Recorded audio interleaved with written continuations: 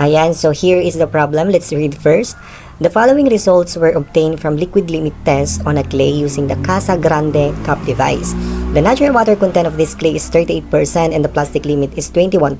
So ito yung mga result ng liquid limit test natin doon sa clay. So dito yung number of blows and then water content in percent. So dito mapapansin nyo yung number of blows. Habang tumataas yung number of blows, bumababa naman yung water content na nakukuha natin. So dito pinapahanap sa atin yung liquid limit, plasticity index and liquidity index. At tapos flow index. So dito yung number of blows in water content, i-plot natin yan doon sa graph natin. So i-graph natin dito.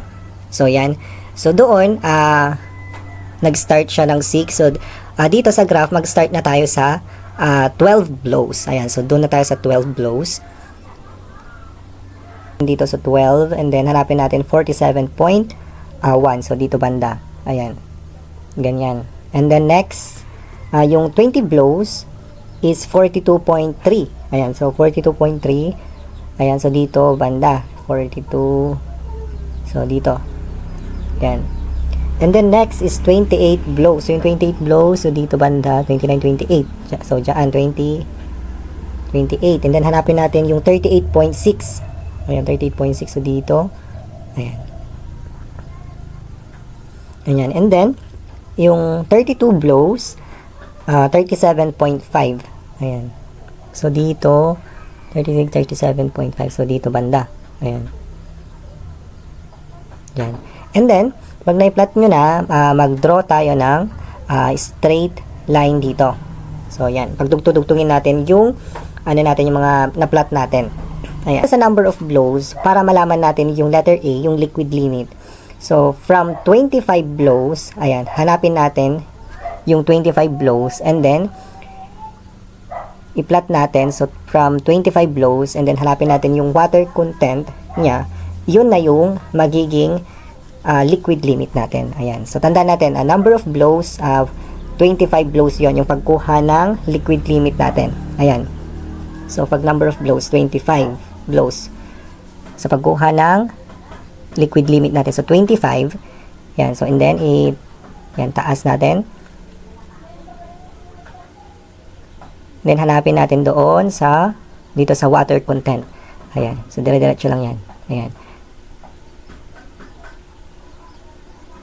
Ayan. So, yung water content niya is 40%. So, from 25 blows, yung water content niya is 40%. So, yan na ngayon yung magiging liquid limit natin. So, 40%. So, approximately 40% yung liquid limit ng clay natin. Pero dito, gumamit tayo ng calculus, yung mode 3 stat, yung log interpolation. So, yun yung gagamitin natin.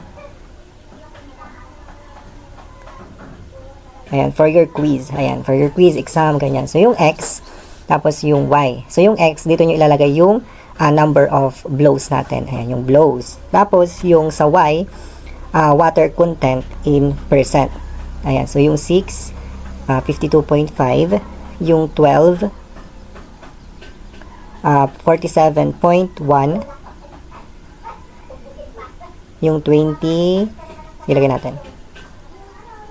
20, 28, and then 32. Tapos yung water content, 47.1, 42.3, and then 38.6. Ayan, 37.5. And then, pag na-input nyo na lahat yan, CA, yan, pinili yung CA, tapos yung apps. And then, hanapin nyo yung regression. Ayan. Yung number 8 pa yun? Ayan, number 8. Yung ayan, yung regression. Tapos, hanapin nyo yung Y hat natin. Yung Y hat, ganyan. Tapos, ilagay nyo yung 25 blows. And then, yung ilalabas niya is 39. 39.927. Ayan. So, yan yung liquid limit natin. Yan, or approximately 40%. Ayan. So, from 25 blows, yan yung moisture content niya. And then, yan yung liquid limit natin. Ayan. So, ilipat lang natin. And then, sagutan na natin yung next na plasticity index natin. So, dito ilagay lang natin. So, letter A, yung liquid limit natin na 40%. So, 39.927 or 40%. Ayan. And then, letter B, yung plasticity index natin. So, yung plasticity index, yung formula natin dyan is PI is equal to liquid limit minus plastic limit. Ayan, so, salpak natin. So, yung plastic limit natin is, binigay dito, 21%. Ayan. So, compute yung plasticity index natin. So, 40 minus 21, that is 19%. Ayan. So, yan na yung answer natin for letter B. And letter C, yung liquidity index natin. So, yung liquidity index, yung moisture content natin, yung natural content natin, natural water content ng clay natin, minus yung plastic limit divided by the plasticity index. Ayan. So, binigay din naman yung moisture content natin or the water content in a natural water content ng clay natin. So, 38% minus 21 divided by 19. Ayan. So, yung liquidity index natin is equal to 0.895.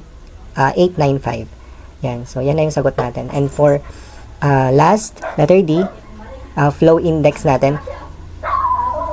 Fi. So, yung moisture content 1 minus yung moisture content 2 divided by yung log N2, ito yung number of blows divided by N1.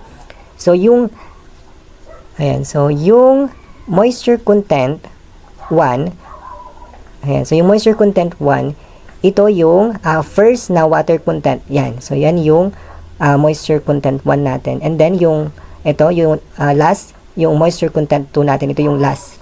And then yung number of blows, yan yung first, yung 6, and then yung last is yung 32.